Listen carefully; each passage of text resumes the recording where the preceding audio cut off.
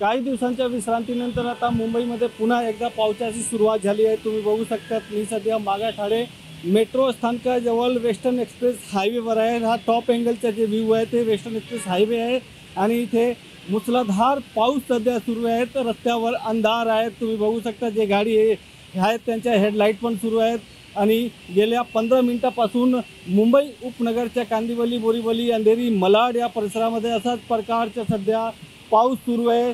आज आता 15 मिनिटापासून हा पाऊस सुरू आहे। जर असाच पाऊस सुरू राहिला तर अनेक जे खालच्या भाग आहे तिथे पाणी साचू शकतात, पण आतापर्यंत कुठेही पाणी साचल्यासारख्या परिस्थिती नाही आहे। पण सध्या मुंबई उपनगरमध्ये पुन्हा एकदा काही दिवसाच्या विश्रांतीनंतर पाऊस सध्या सुरू आहे। व्हिडिओ जर्नलिस्ट अजय मोहितेसह गोविंद ठाकूर, TV9 मुंबई।